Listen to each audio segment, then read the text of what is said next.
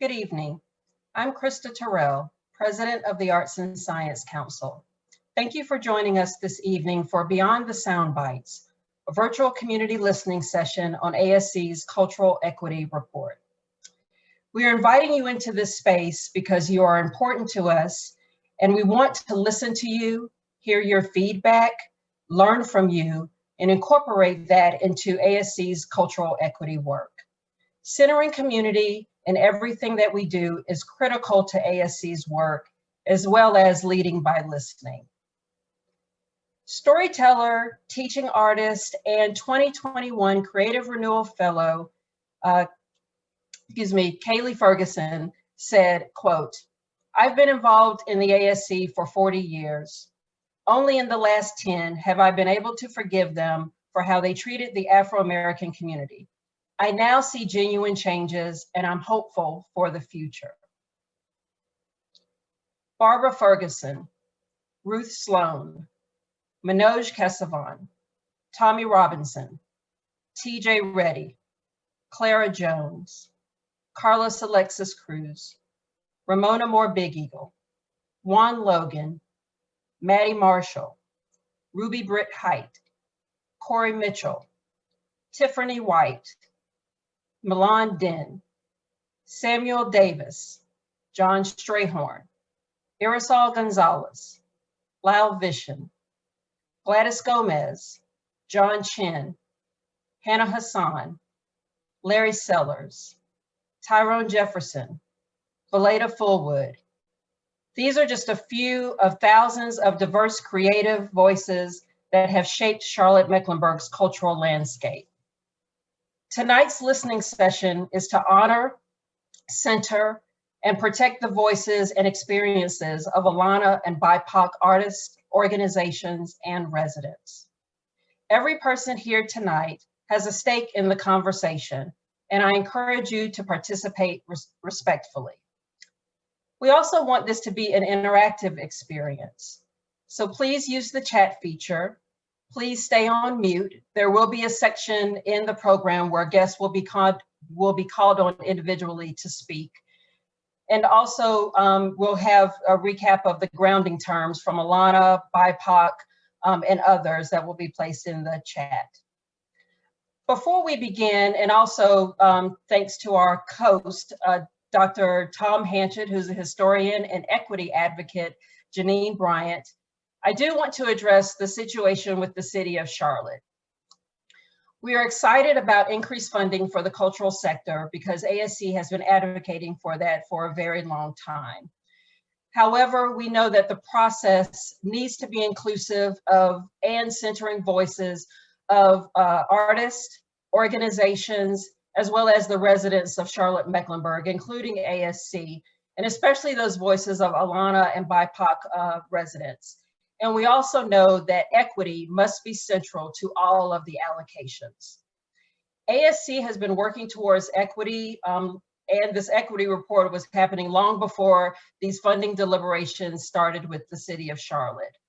A lot of work has been done in the equity report and is detailed in that equity report, and that is what we are here to discuss tonight. If you're engaged in the city situation, please visit ASC's website at artsandscience.org. Go to our blog and and read the statement by myself as well as Susan Patterson on the advocacy work that you can do. But again, tonight we are here to focus on ASC's cultural equity work and to listen and to learn from you being with us tonight. Thank you. Now we'll turn it over to introduce Tom Hanchett, historian and equity advocate Janeen Bryant.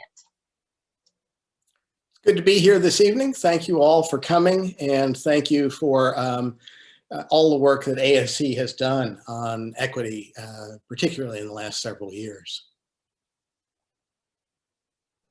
Thank you. Good evening, you all. My name is Janeen Bryant. My pronouns are she, her, hers. I'm excited to be with you all tonight to help host this listening session with Tom, an old and dear friend.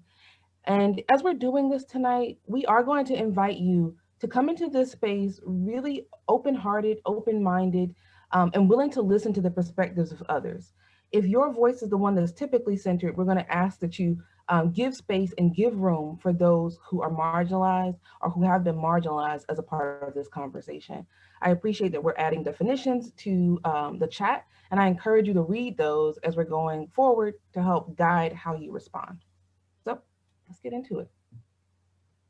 And Krista, talk a little bit about why ASC created the report in particular. Sure. Well, we created this report because we wanted to publicly acknowledge our steps and missteps that ASC has taken over the years.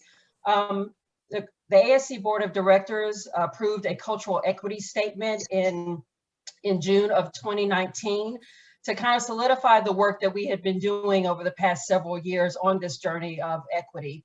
And when the board approved that statement, they said, well, if we are committed to this work, it is important that we publicly communicate to residents of Charlotte-Mecklenburg about the progress that we have been doing. So that led to the publication of the Inaugural Equity Report that began in the summer of 2020 and was published in February of 2021. It was to show also the work. We had to start from the beginning. It was really important to us. Sometimes this community likes to just focus on the shiny and new and not talk about its history. So it was really important for our equity work group to start from the beginning in 1958 when ASC was founded as the Charlotte Arts Fund, and talk about the steps and missteps that we have taken over the years to become a more equitable organization. And also at the end of the report, our focus this fiscal year as we're moving forward in that equity work. Thank you. Krista, I hear you saying things like acknowledging steps and missteps, publicly committing, starting from the beginning. All of this led you to produce this 2020 equity report. And in it, we see some nuance, but it strikes me that even on the first page, the statement says, ASC has been complicit in upholding funding practices that elevate certain cultures, creative traditions, identities, and the art forms above others. Can you tell me why these statements like this and your public apology was necessary? Well, it was really important for us to apologize and to own the truth, and really ASC's truth, not of the organizations, but ASC's role in being complicit in these funding practices. And one example of that is, I just want to take a moment to share a story around the Afro-American Children's Theater, which was also there acknowledged in the report as one of the Alana organizations that have received operating support from ASC over the years. But Barbara Ferguson created the Afro-American Children's Theater in the early 80s, and it actually happened on the founded on the campus of Johnson C. Smith University, where I am a proud alum. But she created the organization because she wanted a place for African-American children to see themselves on stage and have the opportunities for them to grow, because she was not seeing that anywhere else in Charlotte, and also to provide those experiences around the African-American experience. And so Johnson C. Smith was really supportive of them, actually ended up being a fiscal agent for the Afro-American Children's Theater, provided space on campus for them to rehearse, including Biddle Auditorium where they performed. And then over the years, as they continued to do this work, there was a woman at the Arts and Science Council that worked there that gave them a $300 grant, grassroots grant, to support this work. And then over the years, starting from 1992, beginning fiscal year of 1992, they began receiving operating support from the Arts and Science Council. And then they ended up not receiving operating support. That was about 13 years, and then stopped receiving operating support in fiscal year 04. But what you see on the screen here is just an example of ASC's inequities as it relates to the Afro-American Children's Theater. And we put Children's Theater of Charlotte up here because these are two examples of two children's theaters, but they focus on very different things. So at the end, between those 13 years when the Afro-American Children's Theater was receiving operating support, as well as Children's Theater of Charlotte, you'll see the drastic inequities in funding. which is really disturbing. And so it was important for ASC, this is just an example of ASC's history and acknowledgement of what ASC has done that led to these inequitable outcomes. Another quick story to share is related to the Afro-American Children's Theater, is when they received license to do The Wiz for 2 years. And so they performed it the first year. And then the second year, ASC created kind of this program called The World of Oz. And they funded a variety of organizations like Children's Theater. My understanding Discovery Place was one of them because there was a component around Oz. But the Afro-American Children's Theater was left out of that. And so some colleagues of Ms. Ferguson's marched up to the Arts and Science Council and advocated for funding and really demanded funding that we should be included in this program of The World of Oz, because we have just done The Wiz and we're getting ready to do it again. In the end, ASC did provide them with $20,000 in funding. But again, the fact that they had to go there, advocate for funding, demand funding when they were not included, that is something that should have never happened. And ASC is committed to that never happening again. So that's an example of why it's important for ASC to apologize.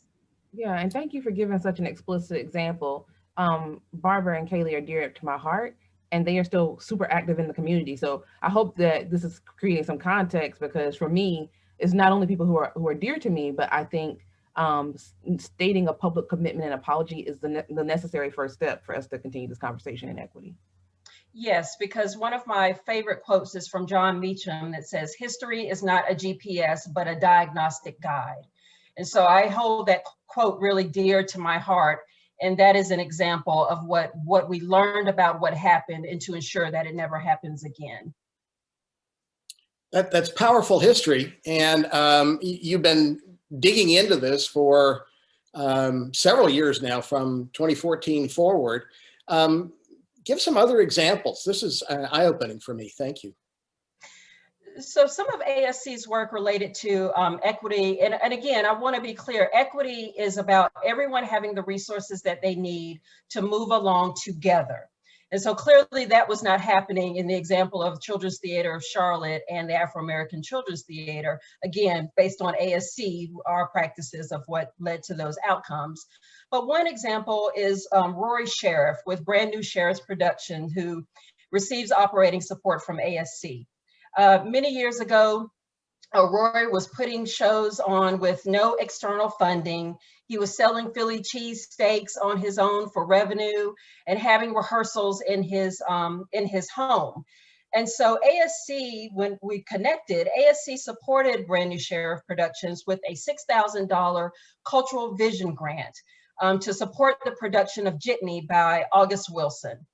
And then with more funding through technical assistance grants and professional development grants and other connections, helped Rory start doing a variety of things, from paying actors to even rehearse in different spaces. And so now going through those pipelines and providing the support that Rory needed to grow his company, he's now receiving, this is the first year that he is receiving operating support from the Arts and Science Council, along with 4 other small grassroots organizations. So we're really proud of supporting Rory, and also through our Culture Blocks. He's a Culture Blocks provider. So that's just an example of seeing a need and really helping to build the capacity that's needed for them to move forward. And I've been lucky to be on one of the review panels that looked at the grants, including the Brand New Sheriff, one of the Brand New Sheriff grants. And part of what ASC does is kind of stair-step people so that applying for a grant sounds easy, but until you've marshaled all of that information and gone through the process, it's very intimidating. And so that's something that ASC wasn't as committed to in the past, which is now part of this cultural equity push.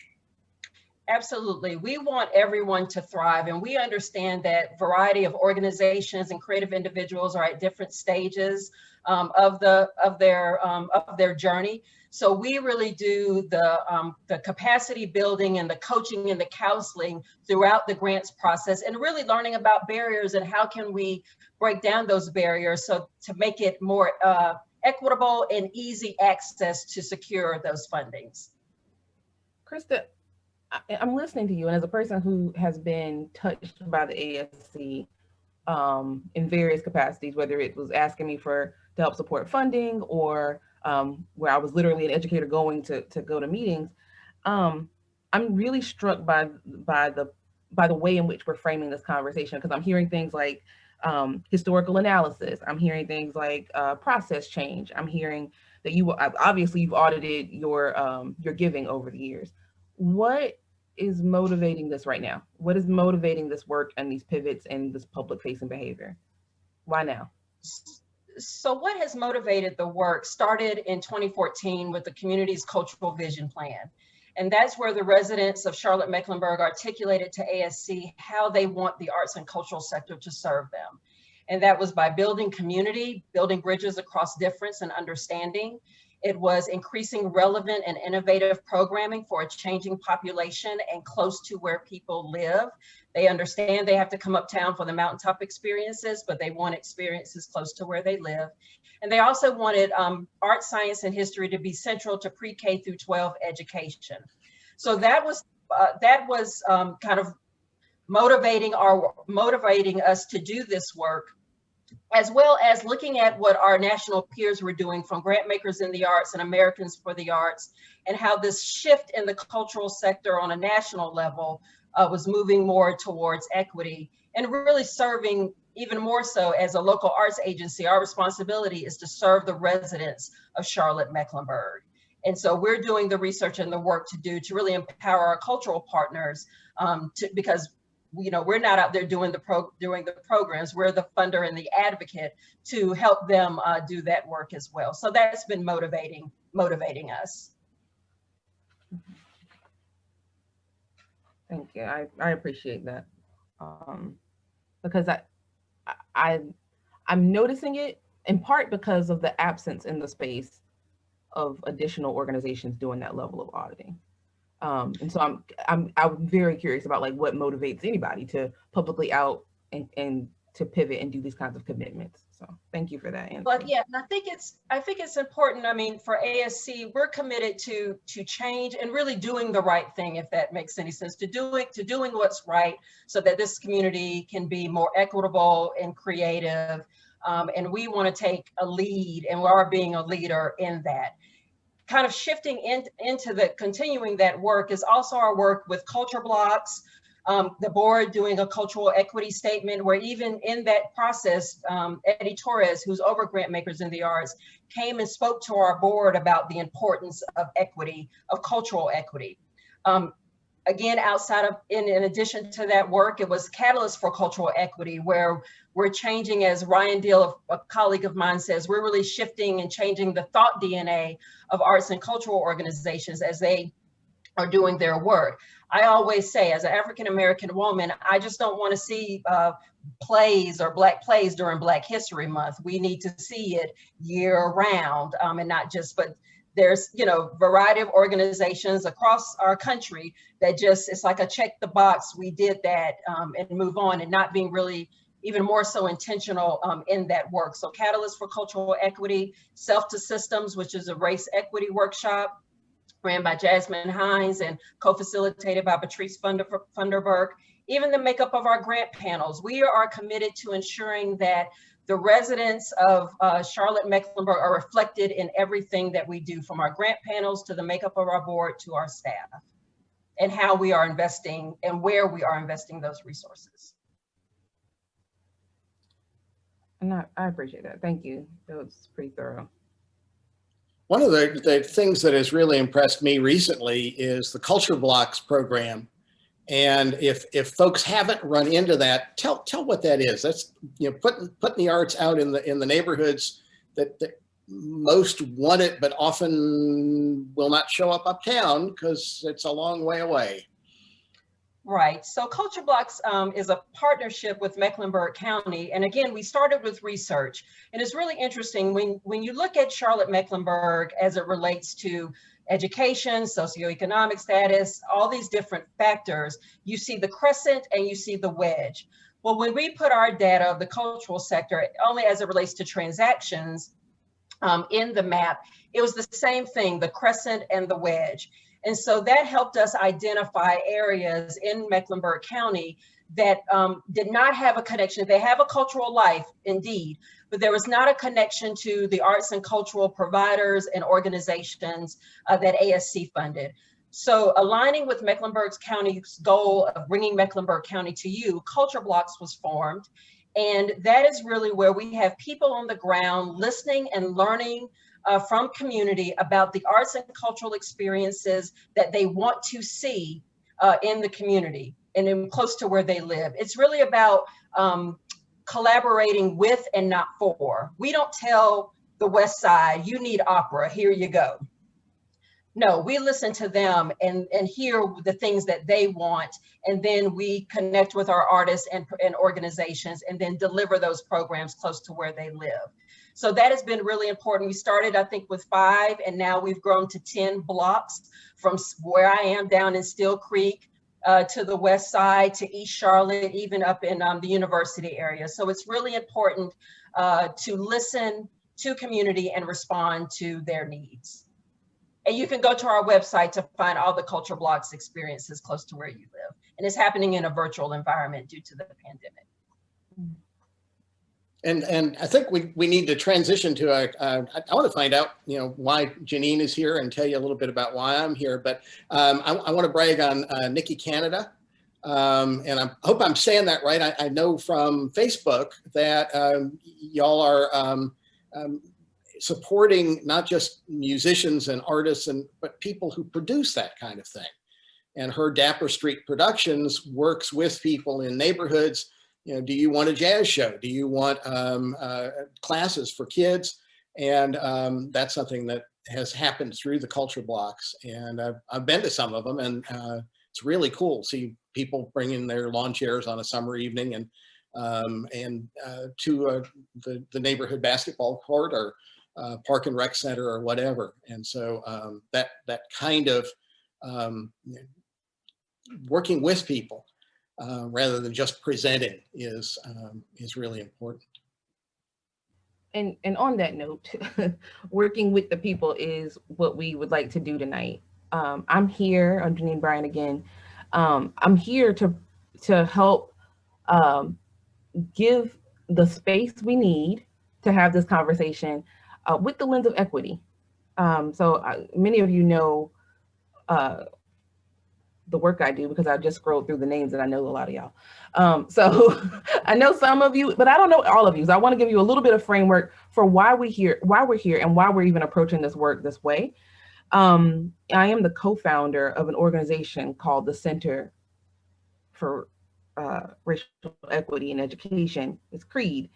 We usually go by CREED, but that lens of racial equity is a lens that I have had for a very, very long time, including when I was a classroom teacher in 2004 in Charlotte-Mecklenburg, which is where I indicated that where I first got my first touch with the ASC for larger campaigns, and even trying to get my little ones. I was a kindergarten teacher, so even trying to get my little ones to be able to see shows and to present and to play and present with to go to the ASC productions and to go to those arts and cultural organizations. Eventually, I would work at Levine Museum with Tom as the Vice President of Education. And we worked closely together to present all kinds of exhibition and interpretive experiences, programming and public dialogic experiences for years, and partly supported by the ASC. And one of my responsibilities was to go out into the community, build partnerships, and to do this work of programming with the community. And I say that because there was a time in which working at the museum, I was responsible for probably 60 plus partnerships. And so when I think about the work of artists in this community, when I think about community programming, it's near and dear to my heart because I was directly working with people. So for me, this is not like a name or somebody's website. I literally was working with Kaylee Ferguson. I literally was working. The names that Krista was rattling off: Barbara, Carlos, Juan, Kaylee, Ruby, Tiffany, Milo, Manoj, Hannah, Tar.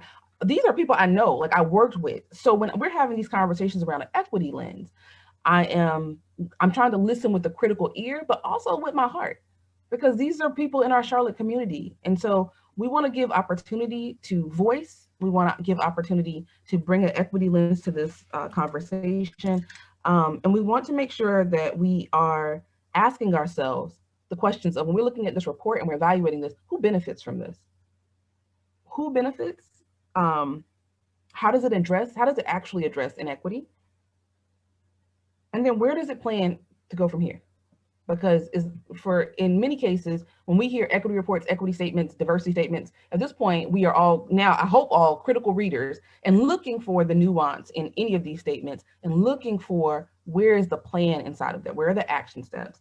And so Tom is going to build a little framework for us around how we're approaching this through historic lens, and then we're going to move into listening directly to you all and listening to really what's on your hearts and minds as we go forward. And I think I'm been invited to be here because I have a long background with Arts and Science Council, joining Levine Museum of the New South in 1999, and really becoming aware of what ASC did as Harriet Sanford became its head, the first African-American female head of ASC. At the History Museum, I learned a lot about Charlotte history and some of the systems that have often unconsciously perpetuated inequality. And that's something that I've written about. I wrote a history of Charlotte called Sorting Out the New South City.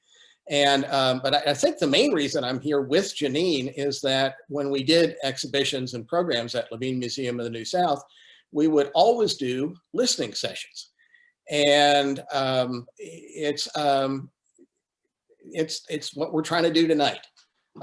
We would love to have you talk about whatever's on your mind about ASC and about cultural landscape in Charlotte, and we'll listen. So as we begin that process, we have a few quotes that were submitted by community members after they had the opportunity to actually look at the equity report, the 2020 equity report from the ASC. I was a reader for the report, and both Tom and I were early readers for the report. And we were asked to give direct feedback and critique, but I think this quote helps give some framework for how community members were thinking about it. So I'm just gonna read it directly here. About a year ago, there was a culture block program at Central Steel Creek Presbyterian Church. I attended and enjoyed it, although the acoustics were not ideal. I won the door prize, and I got to see a play at the Blumenthal. It was my first visit to that site. I don't buy tickets to live performances because they're too expensive for a senior living on a modest Social Security income. So this event was allowed to me and several from the senior living complex next door to enjoy a cultural performance. I had hoped more effort would be made to reach out to Steel Creek. As your report noted, opportunities are not geographically spread out. So the listening has begun, and we would love you to put your comments in the chat. We'll try and respond to them. And a couple of questions to get you thinking. What new insights did you gain as you read the report? Hope folks were able to download it and read it. Things that you might not have imagined before. Are there truths that you hold that weren't in there that still need to be addressed? Those are some things you could tell us. As a historian, I want to brag on the way that history is not owned by historians. And it's owned by people who remember and people who create and people who connect. And in our community, African-American neighborhood history, in fact, all neighborhood history, this is not a city that particularly treasures or promotes its history, but African-American neighborhood history in particular has often been submerged. only recently, as I give talks to people, I mentioned the Brooklyn neighborhood, which used to stand where the government center is. And now people are beginning to kind of nod that they've heard of that. And I think one of the reasons is that we have some artists who are working really hard to get that word out. Now, there have been folks like Ruth Sloan, who is one of our revered elders here, who wrote a play about Second Ward, about the Brooklyn neighborhood decades ago. Tommy Robinson, who's been doing art about it. But now there's the Brooklyn Collective. There's folks like Georgie Nakima and Dammit Wesley, and just all these different art ways, spoken word ways. Kenya Templeton, who's doing history bike tours. And so I think the old model of culture was that it came from on high. And what ASC wants to do and is moving toward is to nurture folks wherever they are creating culture. That's an aspiration. And what we want to hear from you is, what are your aspirations? Where does ASC fall short? So we look forward to hearing. I do see a couple of pieces in the chat. Kayla, you're lighting it up on fire. Do you want to start? If you would like to unmute, Kaylee Ferguson, if you'd like to unmute and offer either a commentary and or question, we'd love to start with you and gain some insight from your perspective. I told myself I wasn't going to talk because I wanted other people to be able to talk, but I will, because it's just good to see y'all.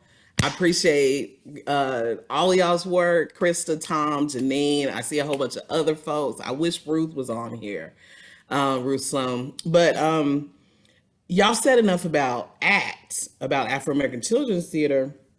But I do want to say, there's so many stories because ACT was involved in the community for a long, long time. Actually, ACT was like 25 years.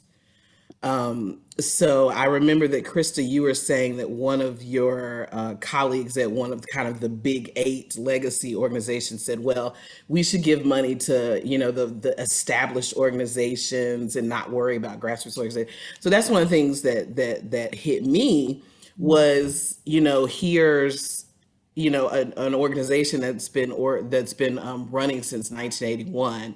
It took 11 years for them to get an operating support grant. And I'm not going to go into all the stories about it being excluded, but the World of Oz is a really good example. So I'll say that. And then I also want to talk about your contact with creative individuals, because the report talks about how, I can't remember what year, you realized that everything that you touched was an organization. And I became involved with, I think I got the regional artist support grant, which is really, really good, because basically anybody can apply. You don't have to have been working for 10 plus years or, anything like that. So I really appreciate that one. And then what's not in the report, but I think Krista mentioned, is the work that people said they wanted to be done in schools. And so the Teaching Artists in Schools program, I'm sure it has like an official name, has really, really touched children. And I can say that because I'm part of it, I'm biased, okay? But when I was growing up in CMS schools, we had the Nutcracker, and I think we had, and Felicia is nodding, we had the Nutcracker, and I think we had maybe Grace Seal puppets from the Children's Theater, and that was basically it. Luckily I got to be immersed in African-American culture through ACT, but now, and increasingly up until basically COVID, there are individual teaching artists who do programming that, for me, little Black and Latinx children can directly relate to. So instead of everybody having to go on this big field trip, I mean, or not even instead of, in addition to everybody going on this big field trip and seeing the Christmas European, you know, nutcrackers and the princes and all that kind of stuff, you know, these children can see a storyteller. Cammie Shalom is one of the best local artists that I've ever seen. And they could see her tell stories. And I know for a fact that they just light up, because what do children like to do? Tell stories.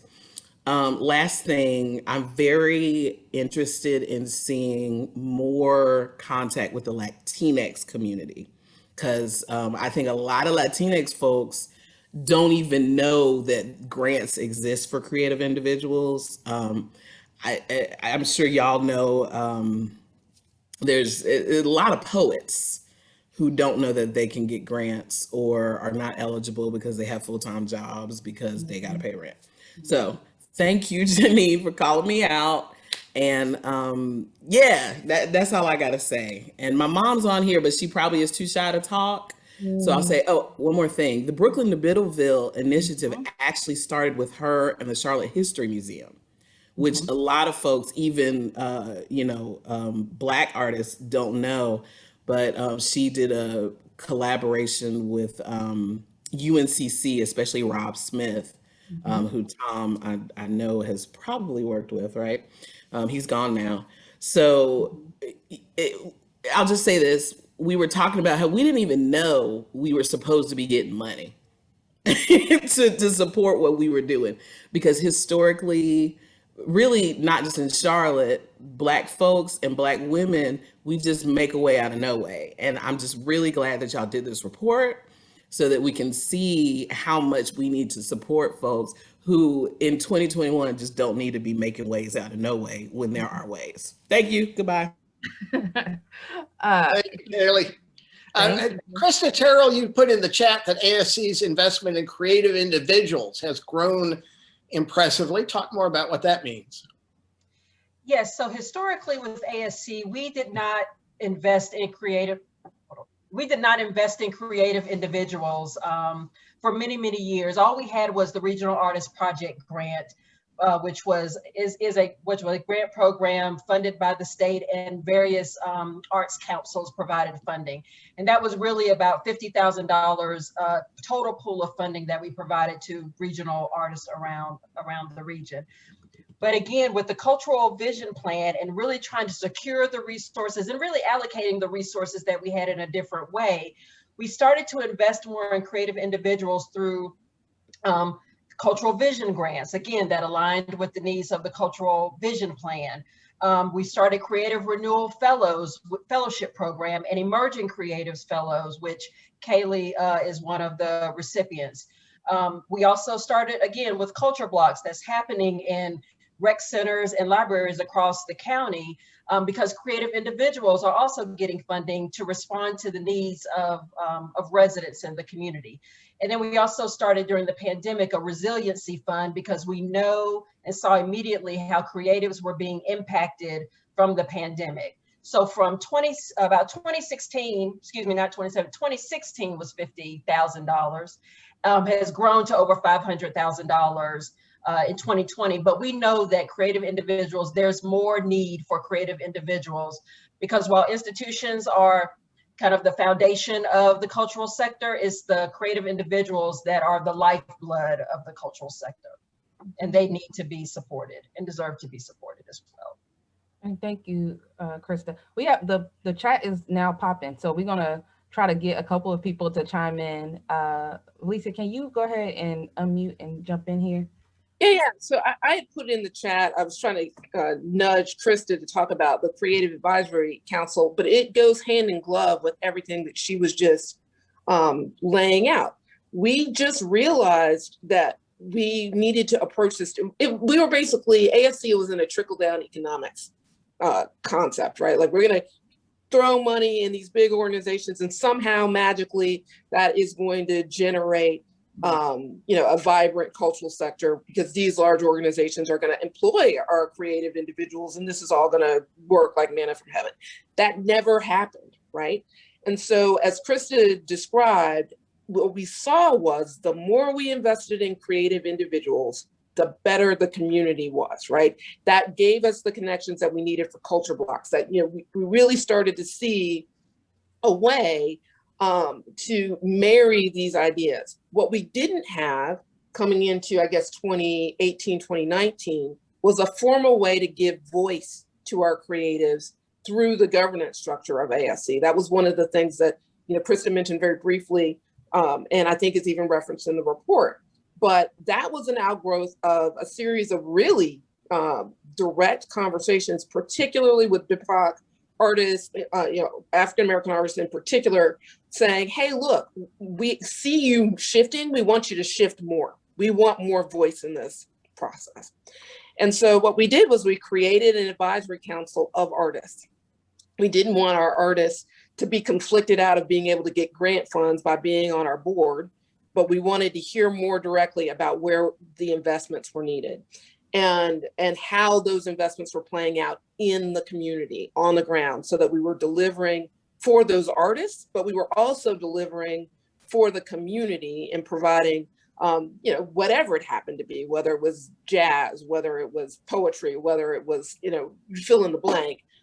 We wanted that to be as organic as possible. So I had also put in the chat a reference, because Kaylee was talking about having more involvement with the Latinx community and having our kids being more engaged from the Cultural Vision grants. Like Rosalia's got this mobile art lab. This is a great example. 15 years ago, ASC would not have been investing in that, right? So if kids wanted to do art, they were going to have to do it at one of the large established organizations. Mm-hmm. She's going from neighborhood to neighborhood with paint on her back, with her own murals, explaining what it is to be a professional artist, explaining what it means to build a life around that, and how that's been meaningful for her to express herself and to make a living, and really just opening kids' eyes to all the possibilities of what it means to be, a part of this community. And if someone's outside your door with paint and saying, hey, look, I came here for you, part of what that's communicating is that you're important. And so what's really underlying all of the work that Chris is talking about, that we as an organization and as a board have been trying to invest in, is that connection where it's clear that we are invested, that everybody's important. And that's what the sort of bring along is that Chris is talking about. So, as a board member, I've been on the board and chaired the board when we did this report. I just so that our entire board feels this way. And we are just dead flat committed to this being our focus on a going forward basis. So I get emotional about this stuff, but it's important to us.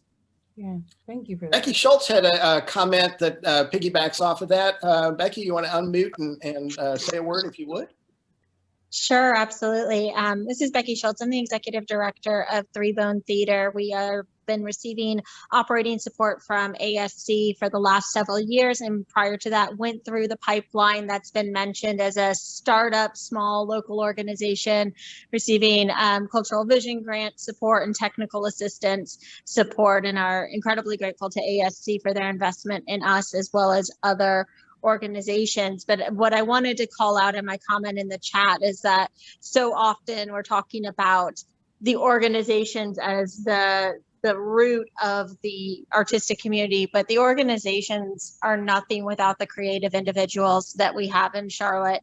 As a theater producer, I literally could not do what I do without having the incredibly talented actors and designers and technicians that we have access to here in Charlotte. And way too often do we run into the situation where we aren't able to work with the artists that we want to because they are having to, run 1 or 2 day jobs and can't do what they love because they're distracted by the need to keep a roof over their head. And so investment in creative individuals at the end of the day it's not trickle down, it's trickle up economics. It's what's going to make the entire sector stronger.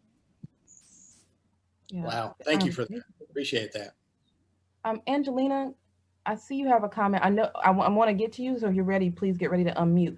But I see Linda had added something I think is critical, because we're not just capturing like examples and personal narratives around success. We're also looking for what are we missing. And so, Linda, when I see your statement around like if the general community doesn't seem to be aware of it, I think that links back to something Kaylee said earlier around how, you know, people in the Latinx community, Latino or Hispanic community who are not necessarily connected to the ASC, and so they don't know the opportunities exist. When I read the report, I looked for the voice of Indigenous people. Pretty much a blank spot. So even when we're thinking about places where bright lights are shining, we also want to be aware of where is it really dim and where are there gaps. So we appreciate you all calling that out. Angelina, you had added in this this statement around like changing minds. I would really love to know, like, what are mindsets, biases? What do we need to make explicit so we can have this conversation for real? I come from a place of looking at, I'm in Charlotte, I guess now it's probably 25 years.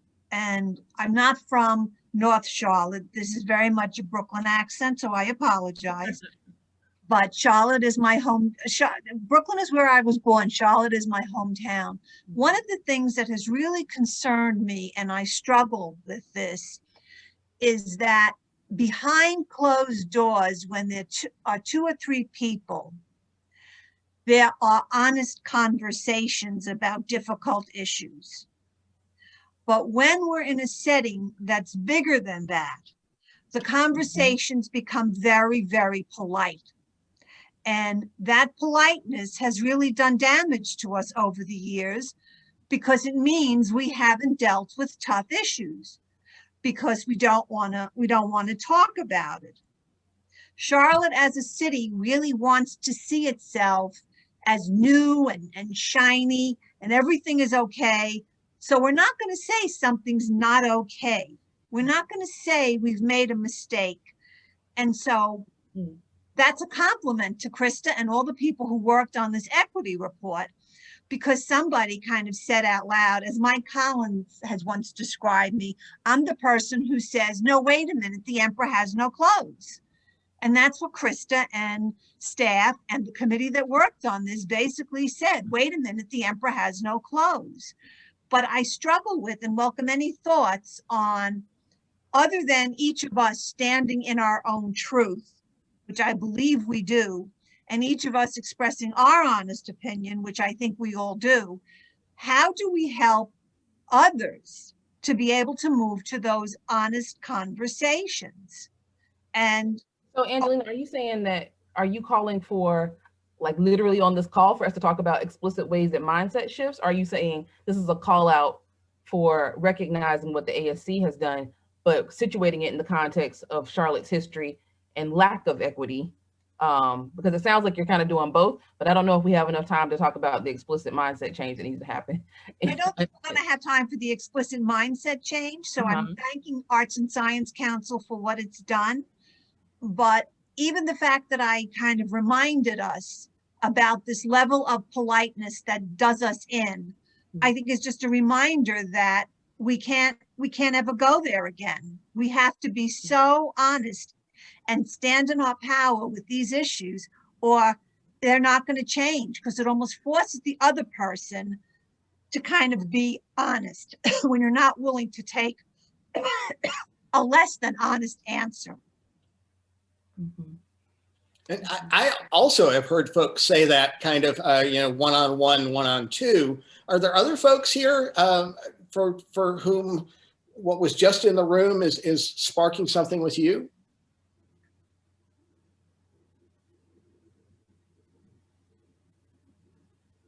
While you're thinking about that, the comment from Linda Lockman Brooks, I wonder if you feel comfortable unmuting and talking more about, community awareness of both issues and efforts to move us toward equity.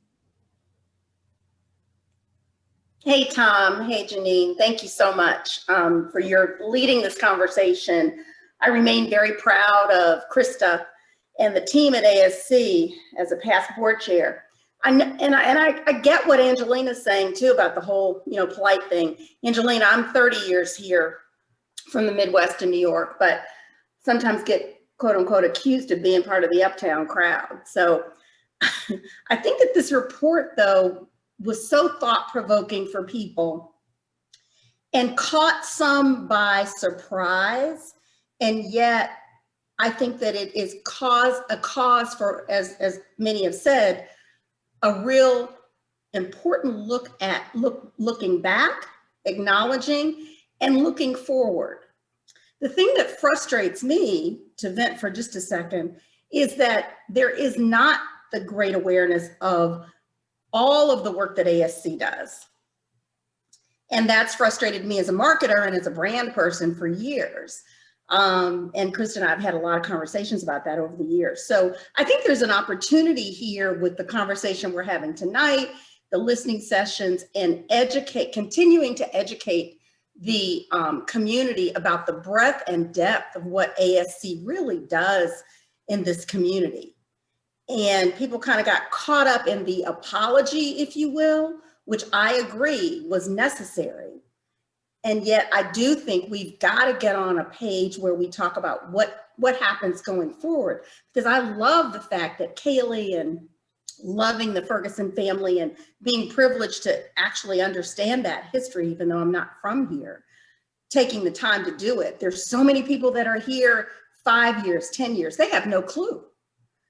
And they look at ASC as a granting organization, and it's so much more. So I think that having the equity conversation is critical. I think that providing the context and also being very focused on what we do going forward. And that's a conversation that's being held in rooms like this, focusing on arts, and rooms focusing on lots of other aspects and sectors in our world. Yeah. And Linda, I just appreciate that framing, because there is an opportunity in here, whether that's through the lens of the equity report, or literally us just being able to listen to each other and hear directly from artists. Like the very first voice that we hear is an artist, right? The voices that we are affirming in the report are artists, longtime Charlotteans, native Charlotteans. So I'm thinking about this report contextualized by, like, let's say the Leading on Opportunity report, or the Chetty study, whatever. Normally, I think they're situated in a lot of the deficits of Charlotte. They don't look to what's supposed to happen next. And so when I hear some of what you're saying, it sounds like, not only is there an opportunity to look forward, but an opportunity to really share what's going on. I saw Carla, hey Carla, say, hey, I didn't even know about this stuff. And speaking, I think you spoke exactly, I don't know if you know Carla or not, but these are people who haven't been here as long. Like, I've been in Charlotte for a really long time, 21 years. So it's hard. Like, I've been here a long time. I've had intersections, but I think to myself, what if I hadn't been? What if I hadn't been directly interacting with the ASC or the staff there? What if I didn't directly have to go sit in those offices to do my work? I probably wouldn't know any of this, actually. There's a lot of stuff happening in the chat. I'm going to try to go backwards. I want to echo something that Janeen is saying and emphasize the extent to which we are a city of newcomers. And it is, the more you get into the arts community, which many folks on the call are and some aren't, but the more you get into it, the more you start to hear about this stuff and it becomes part of your world. But I think we need more points of entry, because so many people who would like to be part of the ASC world just, it didn't exist in their community. ASC is one of the most robust local arts organizations in the United States. And a lot of communities don't have something like this. And so one thing Krista Terrell is suggesting in the chat is, for y'all, when you're doing your social media, tell people about ASC, tell people about this report, the good and the bad. Let it get out there. Carla, if you would, I don't want to put you on the spot, but you said you hadn't heard about much of this. Yay, you're one of the people we need to reach. How did you connect with ASC? How did you end up here tonight? And if I'm asking something that's too personal, you don't have to answer, but. Carla, if you wanted to unmute and talk for a minute, I would love that. All right, I'm attempting to unmute. I have my little people around my house, so I'm escaping so I can actually speak. Uh-oh. Whoop, we lost her. No, she's here. I'm gonna do. Hey, still here? Yeah, stop Am I moving here? for a second, Carla. Just Can you guys see me? yeah, just Hear sit me? still. We can hear you, but stop moving. There you are. Go ahead. All right, that's fine. Good enough. So, for context, I'm somebody. I mean, I've been here years. Love the arts. Grew up with the arts, so I've always had an interest in the arts. Same with kids for a few years. Even been, the recipient of some ASC money, involvement with that. But I think my understanding still, even though I had been a part of an organization that had received grant money, it was still like what we were talking about, like really ASC's funding the bigger organizations. You have some over here on the side here. I did not really have any context in terms of the breadth and depth of all that they were funding. And obviously I'm, really, well, maybe obviously you don't, because some of you don't know me, but I'm really excited about the direction it's heading and what I'm learning.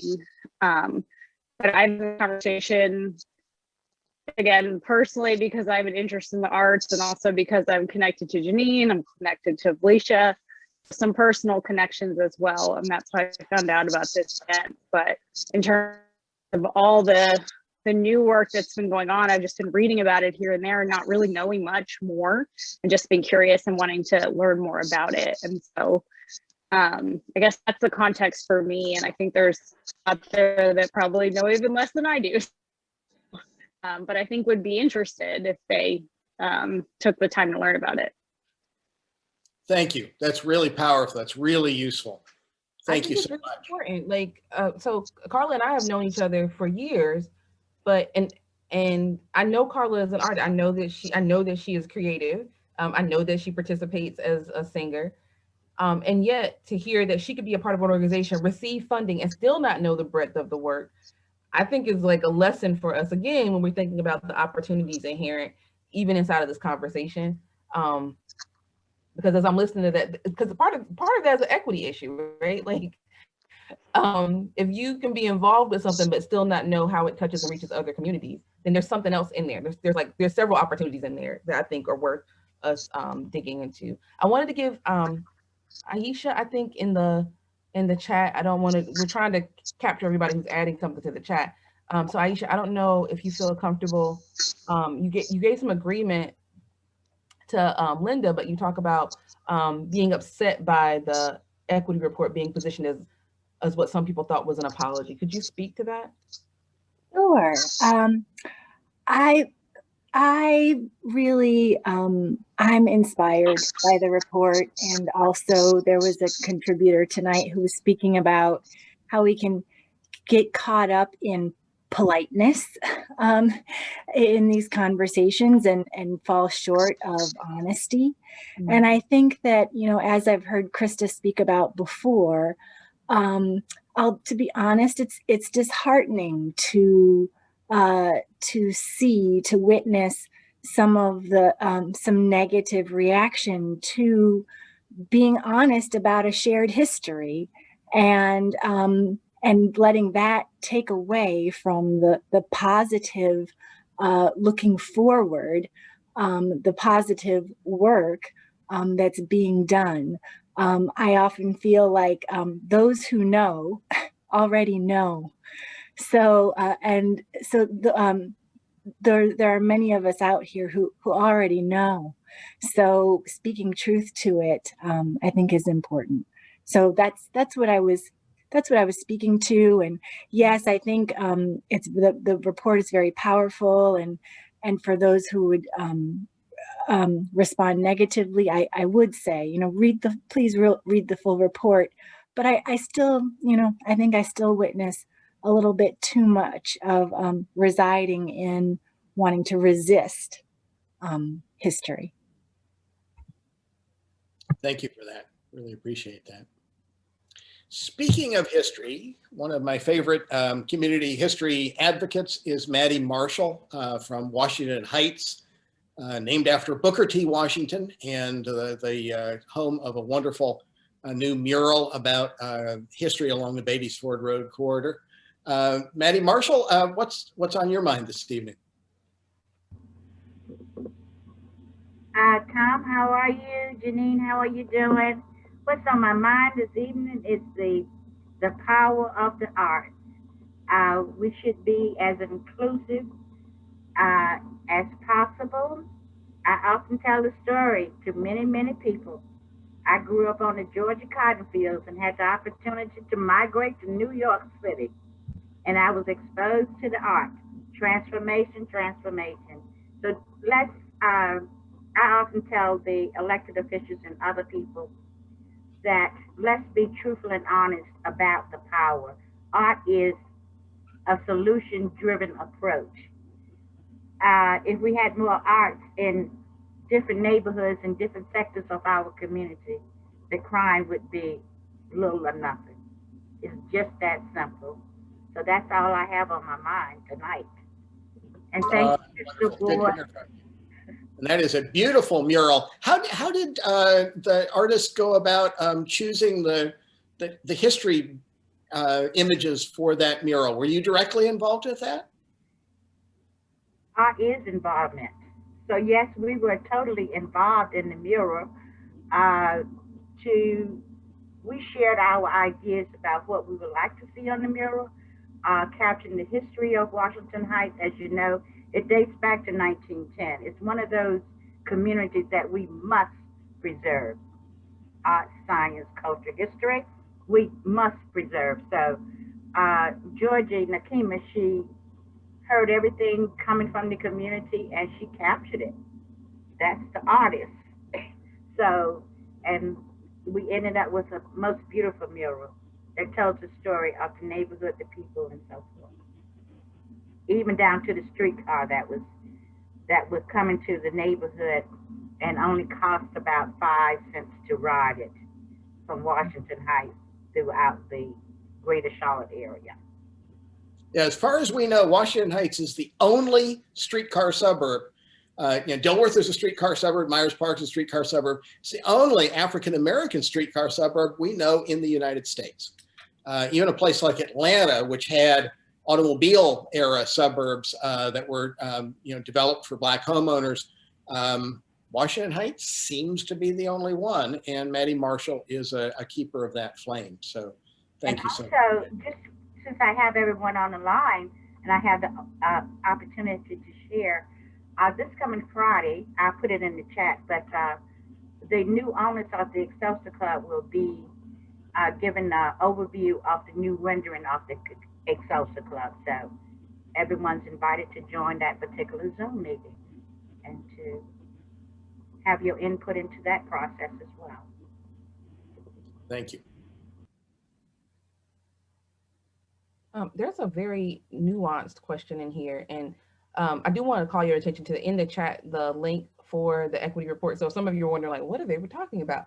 The equity report is a real document. It's a PDF that lives on the website, and you can jump in there and look at it. I see, Michelle, you have a very nuanced question, and so I want to give you an opportunity to perhaps speak to that. It looks like you're getting into the racial and ethnic demographic representations of the county as reflected by giving. Is this what I'm seeing in here? And if so, could you unmute? Sure. So I'm very new to Charlotte. This is all very new to me. But when you see the 3.4% metric, where 3.4% of the funding is going to a lot of organizations, which is organizations run by artists of color or specifically about artists of color, I'm all for increasing that funding. But my concern is a more broad-based organization that actually was diverse in its representation. I know many aren't. Their funding wouldn't have counted toward that metric. And it feels like in a way that could lead to more siloing in which we're saying a cultural organization has to be of a particular culture in order to count as diverse. But what about an organization that's just about bringing together the best painters and they're all of different ethnicities? I don't quite know where I'm going with this, but that metric gave me pause. Does that make any kind of sense? Well, that's why I was asking, like, are you talking about, because partly when I'm having a conversation around equity, I always ask myself, who is benefiting? So when I see an equity report, if the only beneficiary is to make a white-led organization feel comfortable by confirming that they have done something, then I get agitated by it. So when I see any metrics around statistics, I actually looked at the Charlotte 2019 census tract data to see whether or not the funding allotment is actually, I think it's on page 24 of the ASC equity report, where they start talking about the shifts in their funding metrics and formulas and whether or not it's representative.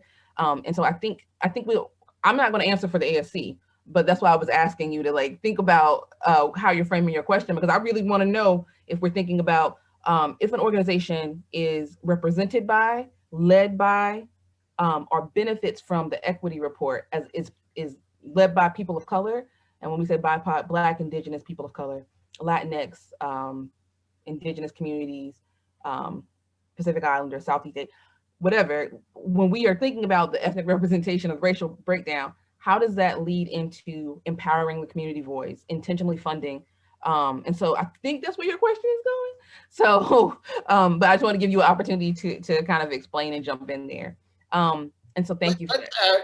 I'm sorry, Janeen, keep going. Oh no, I was just saying thank you for surfacing the question and getting us into thinking about whether or not it's equitable representation and how can we be intentional and transparent? Because I think that's kind of what your question is going, like, will it lead to silos or will it lead to us additionally being transparent about ethnic and racial data? Krista Terrell, do you have thoughts about the things that Michelle is raising? So the only thing that I can think of, I may ask Liz Fitzgerald to pop in here real quick, but the 3.4% is just, again, historically, if you look from 1991 to 2020, ASC's history of inequitable funding, which led to that 3.4% of Alana organizations receiving that funding. But again, to get to, I'm going to think more on your question, but to get to operating support, they really do go through, or all organizations have gone through that project pipeline to really to support their capacity and their opportunities to provide their programs to the community. But I think in essence, we are all about, for everyone, but especially Alana organizations, again, to have the resources that they need so that everyone can move along together. And I do think we have to out of that. I'm sorry, I'm interrupting Janeen again. I apologize. No. I just wanted to add a cautionary tale, because I see a lot of this where we start to slice that and this is just a cautionary tale. This is not necessarily related to this conversation, but it's cautionary. When I see people say like, well, it's divisive if you name race, or it's siloing if you honor and separate and celebrate the voices of Alana artists. So we have to be careful about that because that is not an equitable lens, just so you know. Right. It is not divisive to name race as a divider. So I think we also have to approach that when we're doing this work and trying to surface and make explicit mindset and biases. Yes. I know real quick, I know Erin has a question. The other thing, short thing is that there's been great intention with ASC over the past years about our intention in supporting organizations like Alana organizations and BIPOC-led organizations like Jazz Art Charlotte, which is a perfect example of going through the pipeline. And now they were operating support 1 recipient, and now they have grown to be an operating 2 category with 6 full-time staff, an operating budget over $600,000. And so Lonnie and OC Davis has said that ASC has helped kind of guide them through that pipeline to become the organization they are today. But there was great intention in that. We have a question from Erin, I think. Erin, you want to unmute and ask a question or make a comment?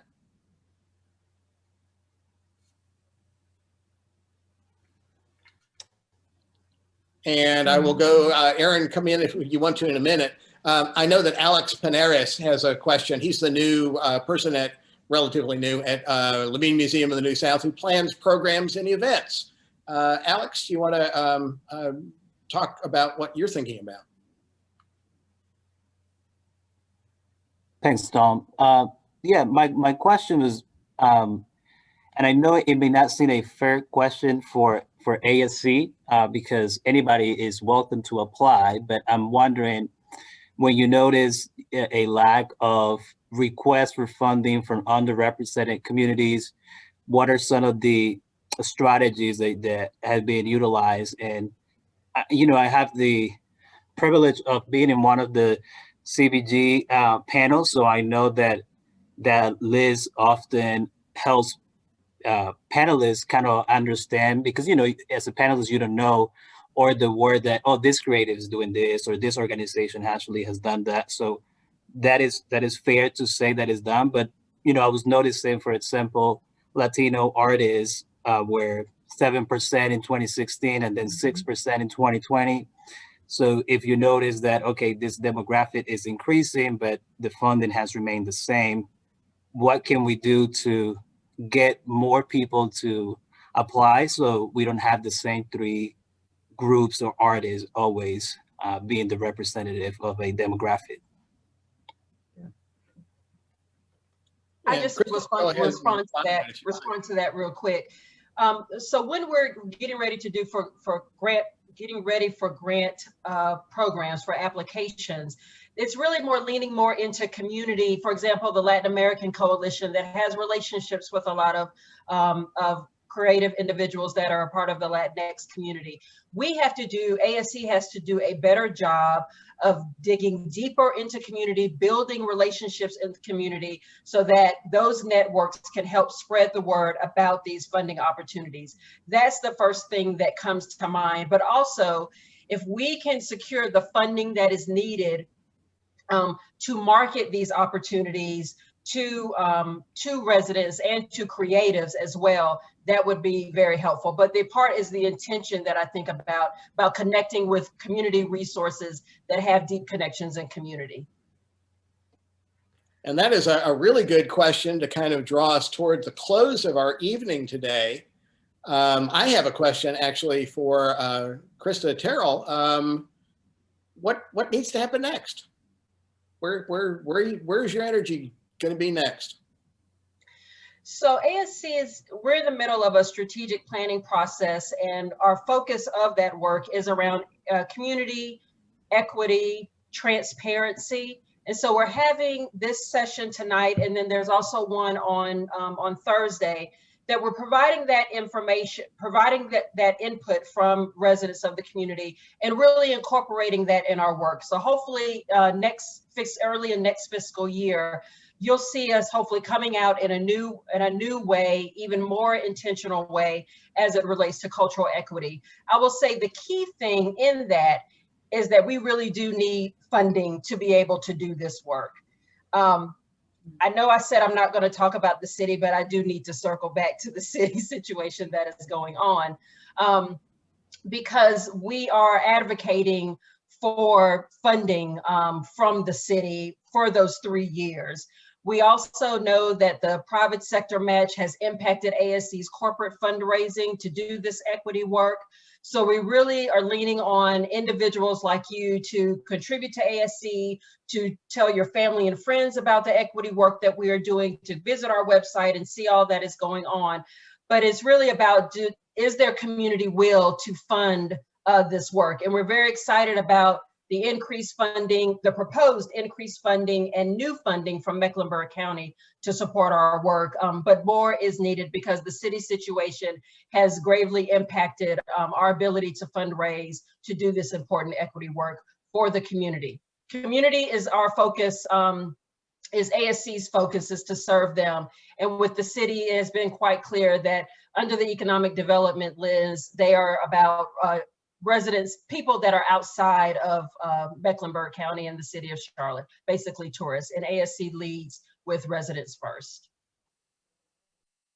Thank you. Janeen, last thoughts?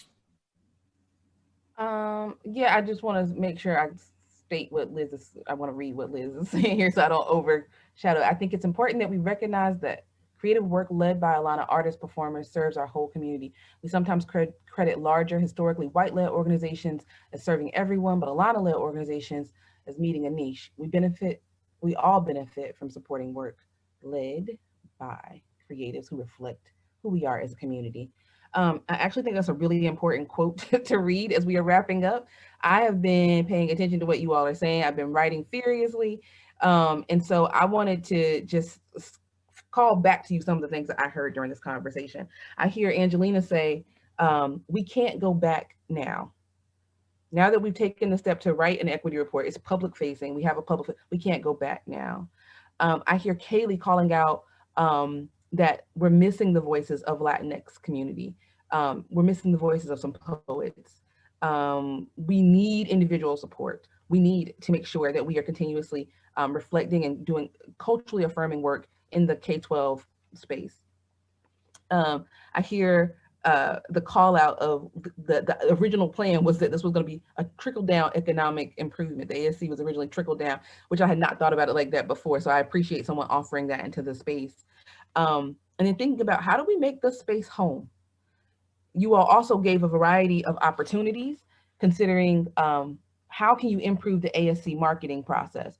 How can you link resources directly to communities and geographic spaces? How can we reframe the history that we are sharing as a shared history?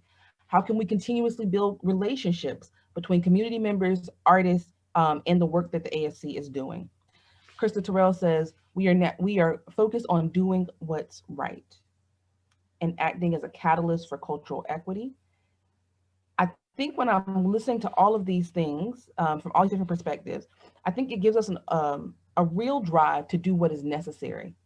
And so when we hear these things directly from community members around not turning back, acknowledging the gaps, finding communities who are not represented, making sure they're represented, it gives us a call to action.